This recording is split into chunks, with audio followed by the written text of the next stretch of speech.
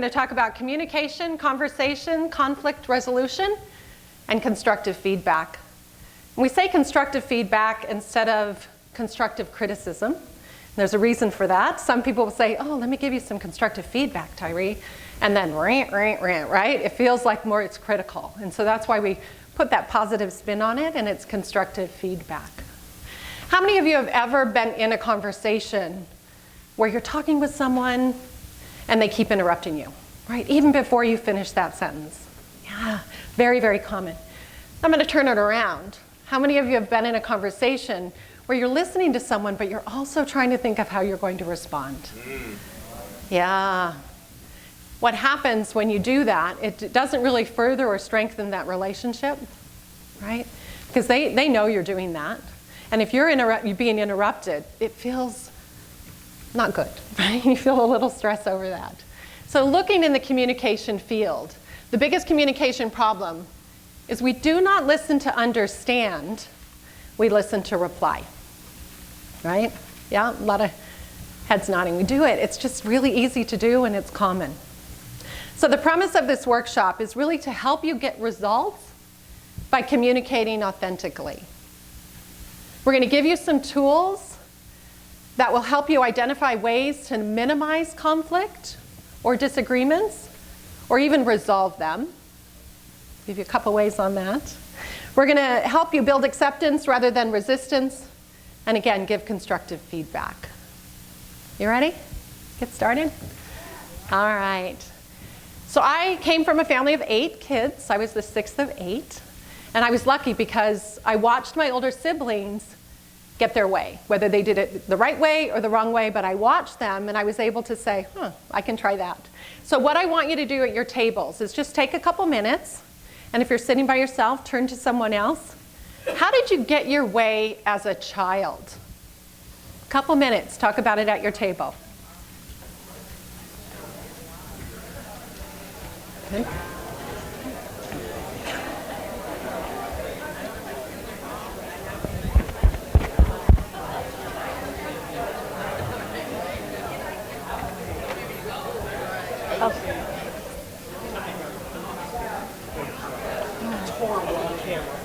Thank you. Thank you.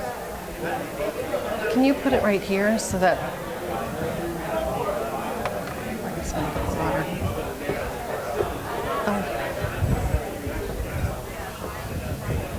Put it up here.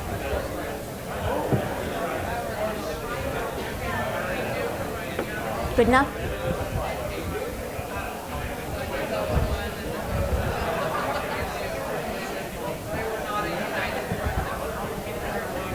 All right, if I can have your attention back up to the front.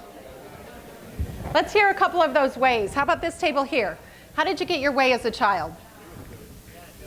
You had a good one? I knew from when I was very young that my parents were not a united front, so I could use them against them. Yeah. Did you hear that? Playing the parents against each other? Right? How many did that? Or how many of our kids do that to us? All right, how about over here at this table? Right here? Sure. I came from an Italian family, and there's 2 things we did. We talked a lot and we ate a lot.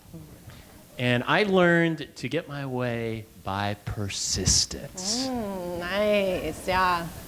How about the back table? You complained? Okay. You complained. Yep. A lot of complaining. How about that far back table over there? Well, we didn't really talk about it. One common point is peer relations. Like, oh, my Jerry can do it, I can't. Yeah, did you hear that? Yep. So it was your peer, your sibling, they could do it. Why don't I get to stay out late, right? My older brother stayed out late. All right. Here are some additional ways. So I'm going to look up on the screen. Promising to be good, pleading, begging, crying, saying please, right? Tantrums, how many of us did that? Being sweet, that was more on Valerie, she was very sweet. Playing one parent against the other. Holding your breath, my sister was really, really good at this because she was a swimmer. And my parents totally, they didn't even correlate those two. And I'm like, she swims. Of course she can hold her breath. So I started swimming. I was one to stomp your feet. That's what I love. Oh, I want to get my way, and I would stomp my feet. How many of you do any of these, or the ones that you've talked about at your table as an adult? Stomp your feet? Yeah. Typically we do some of them, right? So what we're going to talk about is how can you have those hard conversations without stomping your feet and walking away, and really staying in that moment and being able to converse with someone. So there is a continuum of communication. What typically happens is when you're in that hard conversation, do you know what I mean by hard conversation? Someone comes up and they're just pushing back and you're like, well, why can't we do this? And they keep pushing back and pushing back. You can have it in your personal relationships or even in your professional relationships. But there is a continuum of communication, and you typically fall on one side or the other. The first side is the fight side, right? You're digging your heels in. You're like, okay, I'm going to win at everyone's expense, right? Even the expense of that relationship. And then on the other side, it's the flight side, right? Where you're like, okay, great. I'll just be walking over here, right? So I walk away. And still, you don't have that conversation that you need to have, right? To be able to further that relationship or the product or the program that you're working on. Where we want you to be is in the healthy dialogue, right in the middle, right? That's where you want to be when you're communicating with someone, when you're having that tough conversation. We're going to ask Tyree to come up here. He's volunteering with us. And Tyree and Valerie are going to go through. Yeah, let's give them a big round of applause. Do you have your... The mic was here. Oh, the mic? Yeah. Oh, where's the mic? Oh, can we borrow that? And then, do you have your script here? Okay. He's good. He's kind of improv for us. All right. So here's the conversation. I want you to watch. Does Valerie go into fight or flight? Hi, Tyree. Hi, Val. How are you? I'm good, except, our 2 o'clock meeting today, could we change it to 4 o'clock? I have some deadlines I need to meet. What? You are always coming in here with changes at the last minute. You can't just be changing things around anytime something goes wrong. I mean, come on, can we at least work at your desk to save some time? Really? And you've never had to change a meeting time? I've always been there to accommodate your schedule. Whatever. And by the way, I have been eating at my desk all week trying to get this done. Fine, I'll see you at 2. Sure. Was she in fight or flight? Yeah. Initially fight though, right? Initially she dug her heels in. She was going to win. We made up. All right, so how about the next scenario? Does she go into fight or flight? Hi, Tyree. Hi, Valerie. Tyree, we have a meeting today at 2. I was wondering if we could move it to 4. I have some deadlines I need to meet. What?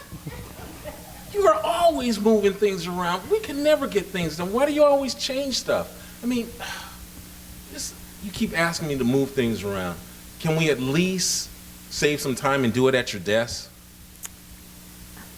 Fine. I'll see you at 2. Jerk.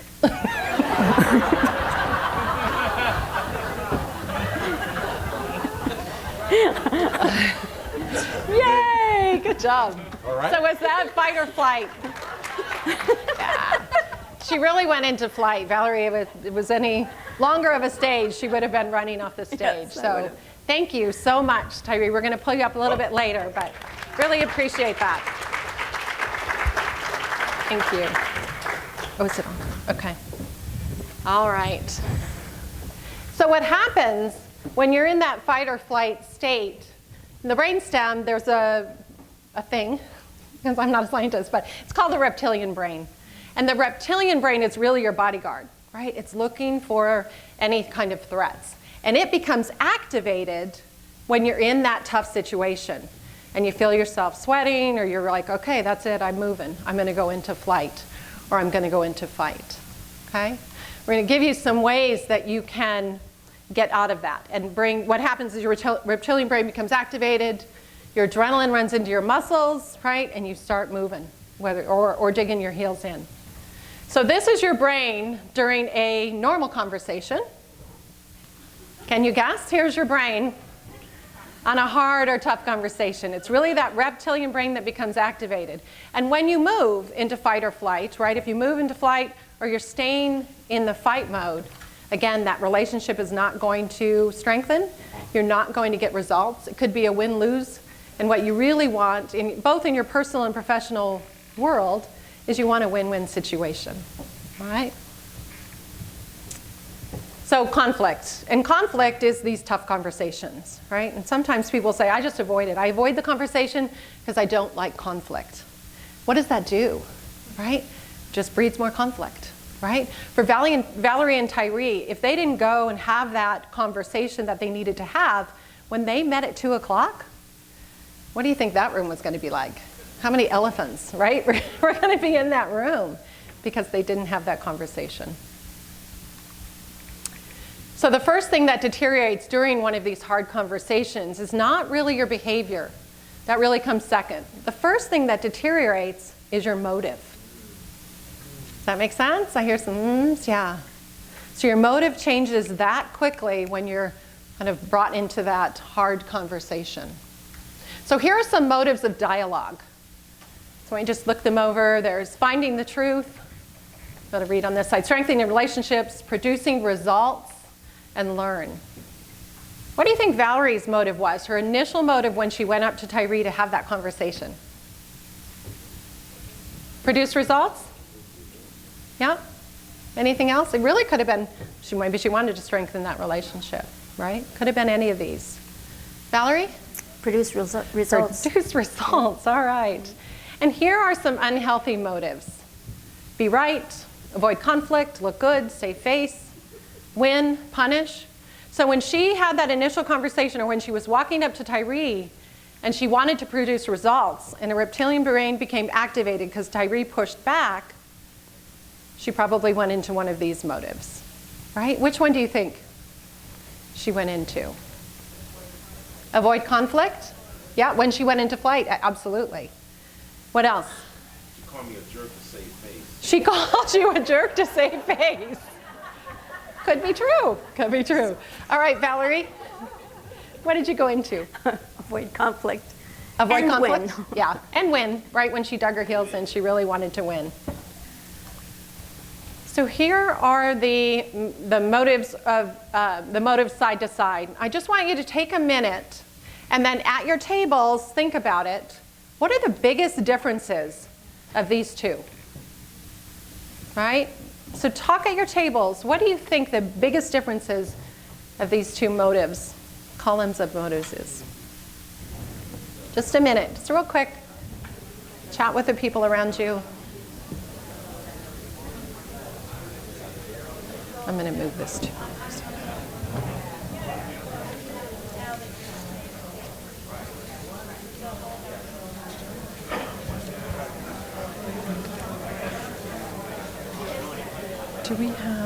Do you have your script that you could give him on the last one so that he can, right here. So we'll give that to Tyree, right? Okay.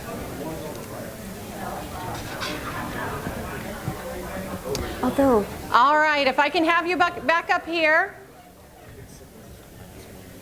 How about that table in the middle? Right there. What do you think the difference is in these two columns? Nice, okay.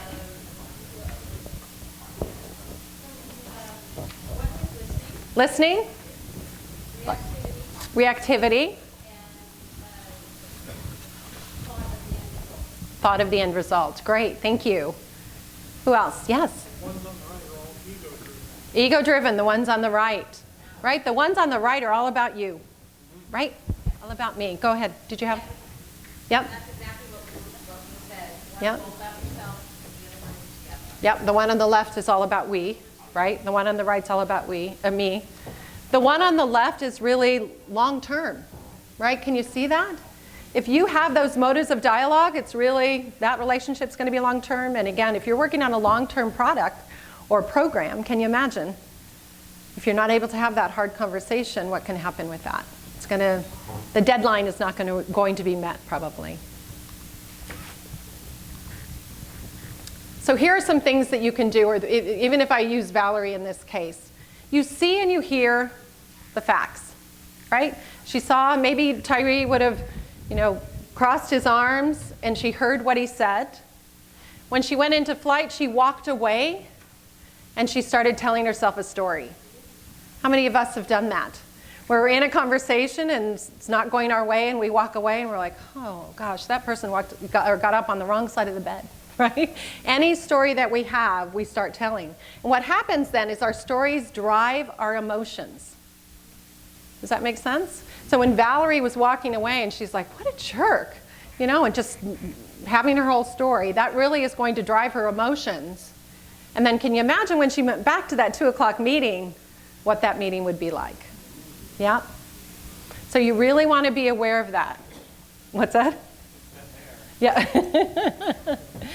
So what do you think that Valerie was telling herself?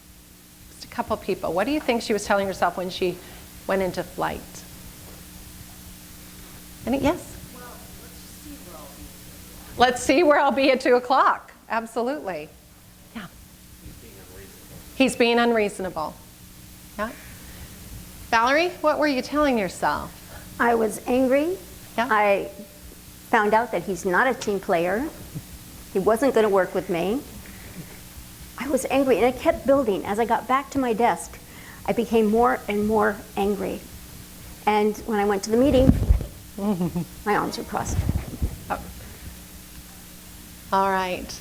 And if you don't talk it out, have you heard this before? You're really going to act it out in different ways, right? It might be that Tyree was the head of a team, and Valerie's on his team, and she's like, yeah, I might get to that deadline. I might not, right? So there are different ways that you're going to act it out. That's what it looks like. When I get mad at you, Valerie, you never seem to get upset. How do you control your anger? I cleaned the bathroom. Really? How does that help? I use your toothbrush. Don't try that in your personal life. I'm here to attest it doesn't work. No. That's good.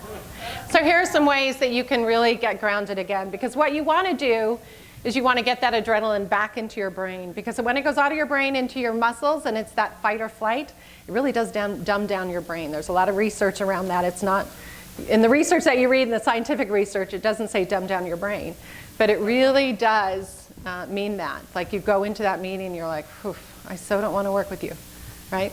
So this is what you do. You pause and get grounded. Just stop for a second and pause and get grounded. There's another thing that you can do is you can ask yourself these questions. And this will help you pause and get grounded. What do I want for myself? What do I want for others? What do I want for the relationship? What do I want for the organization if it's a company that you're working with and you have to work with your colleague? If you ask yourself those questions, it really helps you with that pausing and getting grounded, and it helps you say, okay. Now, we don't want to excuse bad behavior. That's not what we want to do. If Tyree is always, pushing back to Valerie, that's not what I'm talking about. Really talking about, wow, so if Valerie asked herself these questions, it would have been, I really need to move this meeting. How can I continue to have this conversation with Tyree so that I can move the meeting? Tyree. You need to ask yourself those questions in that order. You don't. So Tyree asked, do you have to ask yourself those questions in that order? You don't. And you might even ask yourself one question. This is the one thing from, and Vital Smarts has a class called Crucial Conversations. And this is one of the things that they go through and they teach in that. And it really does help you ground yourself. And I use it personally and professionally. But you don't have to use it in this order. Thanks, Tyree. All right. And how would I behave if I really did want this? So if I, in Valerie's case, if she really did want to move that meeting and work together with Tyree, how would she behave? Would she walk away and say, what a jerk? No, she would stay there and she would say, okay, Tyree, I hear what you're saying, right? How can we work this out? It's tough sometimes. It's really, really tough to have these conversations. Really key and important. Here's some other things to do. Be mindful of your nonverbal communication, right? We see that a lot where we're like, yep, that's great. Really like working with you. Yeah, you know. What does that mean? So for yourself, and watch the other person's nonverbal communication too, okay? And go through these really quickly, because I know we're running a little late on time. Don't add fuel to the fire, right? Don't have those knee-jerk reactions. Take responsibility for yourself, so hold yourself accountable in those type of conversations, really key and important. Be open, flexible, listen, ask questions. Tyree, can you help me understand why you're saying that? You know, why you're not able to move this meeting? Right there, he's going to explain it, and then you can address what he says, okay? Consider different perspectives, and you really want it to be a win-win situation. It makes life much, much easier. And this one, reflect empathy. I think with any communication or conversations, understand where the other person is coming from. And again, if you don't know where they're coming from, ask questions. Right? And I love this quote, and we're going to have Tyree come back up. So not all words fit to their meaning. Sometimes what is said is not what is meant, and what is meant is left unsaid. Right? See some heads nodding on that. So Valerie went through a communication class, and let's see how she does in this scenario. How do you give constructive feedback, whether it's at work? It's this scenario here. Yeah, the last one. Yeah, the last scenario. Oh, got it. Yeah. Sorry. She's excited to get started on her part. Hi, Tyree. Hi, Valerie. Tyree, I have a 2 o'clock appointment. We have a 2 o'clock appointment, and I'd like to move it to 4 o'clock if possible, because I have some deadlines I need to meet. What? You're always moving things around. We can never get things done. 4 o'clock? Well, if it's going to be flexible for you and you're willing to accommodate me, I guess I can do it.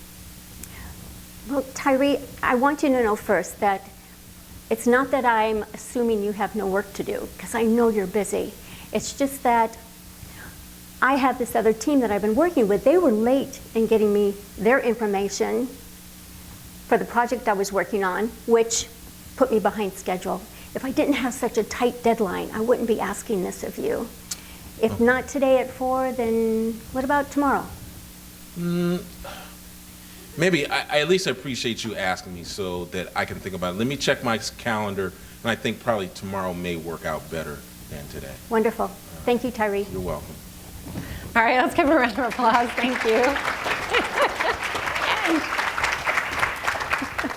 And they stay friends. So that's what we love. It's only acting. Nice, Tyree. So it's only he acting. says. He'll be back up a little later too. So we're going to go back into the hard conversation piece, but I wanted to leave you with that. And now Valerie's going to talk about constructive feedback. I am. So how do you give constructive feedback? Whether it's at work, whether it's in a relationship, or whether it's as an evaluator at a Toastmasters meeting. Sharing and giving constructive feedback makes you grow, makes you improve. If you know of something that will help somebody improve, don't hold it back. Share it with that person, preferably if they've asked for your opinion. We're going to, and it's called constructive feedback, not constructive criticism. The sandwich method. Who's heard of the sandwich method?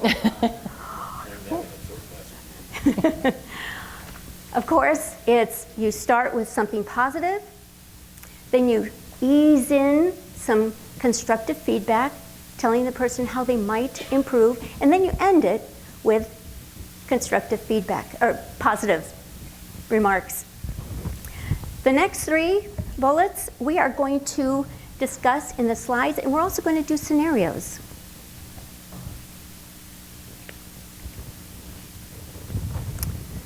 Focus on the situation, not the person. While probably said with good intentions, At times, it's not exactly constructive criticism. People might take it as a personal attack because people hear things differently. It makes you come across as being older, authoritative, like you're a parent. The situation is detached from the person, and the critique should be given on the situation itself. We're going to show you a scenario on how to focus on the situation and not the person. If we could have Tyree back up. Thank you. Oops.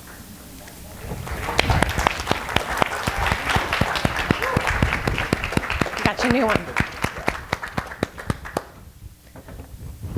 Tyree is going to give MJ some positive feedback. Hi, Tyree. Hi. Do you think my outfit would be okay to wear at the upcoming Toastmasters competition? Yeah. Christine? Or how do I stand? MJ, at the risk of our friendship, I need to tell you, your clothes are way out of date. And they always look good when you're wearing a size too small, so the colors are okay. You can go with that.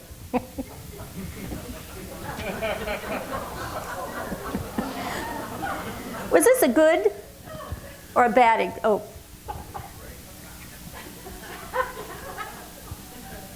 He's the right person to do this, right? Like, so not him. He's so nice. So was this a good example or a bad example? If you can all talk at your table and come up with a couple of good examples on how you could actually respond a little better.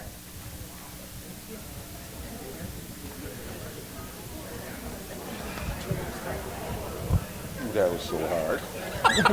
That was harsh. Yeah, that is hard. And then you're going to read it when she puts the good example. We don't have it on here, but the other good examples are here. Okay, yeah, got it. But the first one you're going to have to read up. Oh, the first one I have to read up. Yeah. But I'm going to, Tyree, Yep. and I'm going to say that I'm going to go, do you think my outfit is okay? So I'll go through that and then you can read that. Okay. Okay? I'll prompt you. Oh, I can read it off. Oh.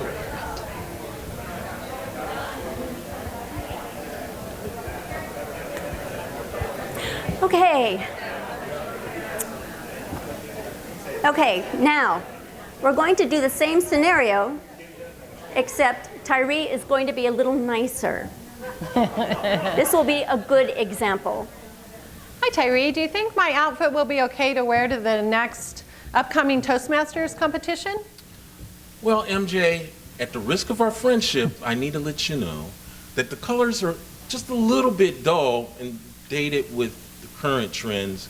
But I think if you wore that red blouse that you have, I think that would work a lot better for a conference. Great. Thanks, Tyree. You're welcome.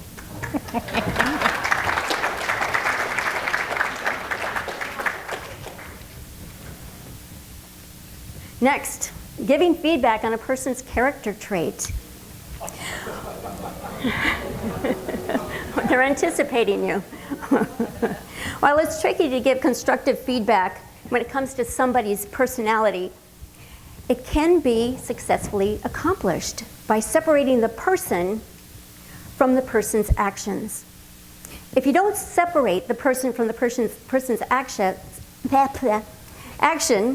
the feedback makes it a personal attack. It also doesn't tell the person how to improve, what they can do to improve. So we're going to have another scenario. Hi, Tyree. I wanted to talk to you about, I know you're leading this team, but every time I go to the meetings, it's just blah, blah, blah. We spend 10 minutes going over the exact same thing over and over and over. You bring new people, you're changing the goals. Oh my gosh, it's draining. MJ, you're killing me. You're such a Debbie Downer. You're so negative. That's all the energy you bring. It's draining not just me, but everybody around you.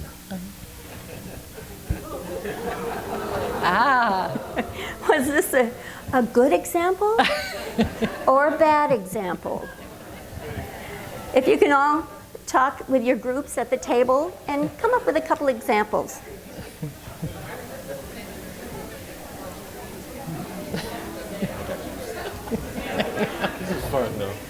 is. Thanks for doing it. Yeah, no problem.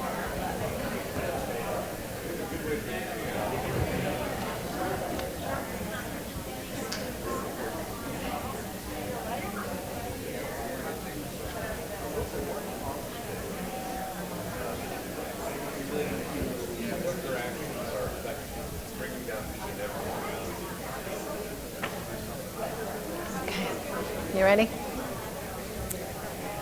Okay, have you come up with a couple of examples? Would anyone like to share? Oh, come on. You're Toastmasters. You must want to share. Yes. I thought one positive part of it is he at least said your actions are bringing down those around you. So there was one piece that was objective and not based on ego. Mm-hmm. Really good point. There's one over. If he could talk about maybe the membership of our club has been going down, it's important to bring in new members, and I'm trying to energize our club, so we're trying some new things. What are your thoughts? That's great. Really giving context, right? For it. Yes. The best response to feedback is thank you. And thank you, I appreciate that, and Did everyone hear that? The best response to feedback is thank you. Right? Thank you. Appreciate that. And yes, and, right? Yes, and. Thank you. So we're going to see the scenario again, only this time, Tyree's going to be nice. Hi, Tyree. I just want to talk to you about you're leading this group and this meeting. Every time we go to the meeting, it's 10 minutes of doing the same thing over and over again, and you're bringing new people in, and oh my gosh, it's crazy. Well, MJ, I need to tell you, that was very brave of you to come here and say that to me. Because there have been times that you've hurt me with your comments. And so they felt somewhat demeaning. But I thank you for your honesty because, you know, the last time we talked about leading the team, some of the comments you gave said it was boring. Didn't really make me feel good and really kind of took me by surprise. I was really kind of down. I was a downer that day. Donald. Thank you. Better? Very good.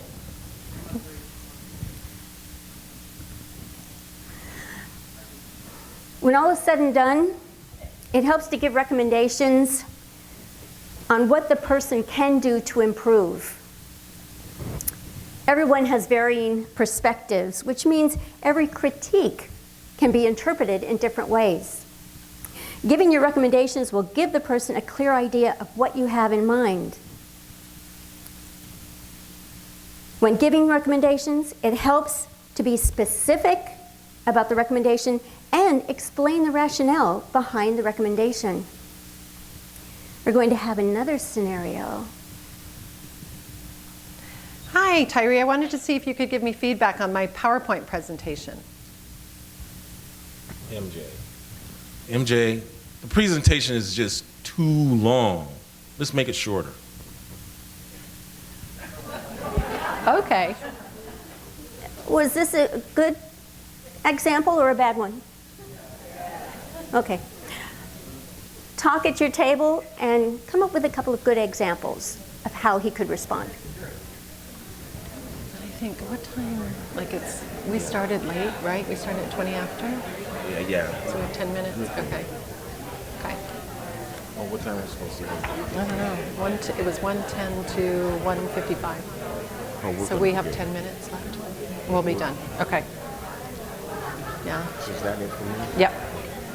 Oh, you're going to read the last one. Oh, the last one. Yeah. We are running really tight Yeah. on time, so I think you need Okay. to cut the scenarios and jump to maybe. Yeah, that was our last one. Thank you. Okay. Thank you. Okay. Yeah, so just show them there's a good scenario. Yep. Thank you. We'd like to thank Tyree for being a volunteer. Yay!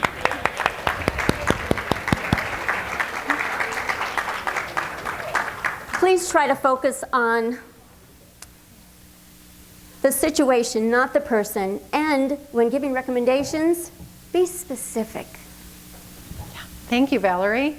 So we started late, but we've got to wrap up on time. So we're almost at the end. At the end of the day, it's not only what you say, it's the way you say it. So be really tentative when you're talking with someone, right? You can say it 2 different ways. I can say, wow, really like your blue shirt and that tan sweater. Or I can say, wow, that blue shirt really brings out your eyes and the tan sweater just works really well with that. Just a couple different ways to think about how to say things. Right, and as you leave here and you find yourself in a conversation that you feel is moving you into the fight or flight, we just want you to remember to breathe, right? Get grounded, pause, get grounded, and you can ask yourself these questions. What do I want for me? What do I want for others? What do I want for the relationship and for the organization? And focus on what you can control and definitely let go of the rest. I love this quote by Wayne Dyer. How people treat you is their karma. How you react is yours. Thank you. I appreciate it.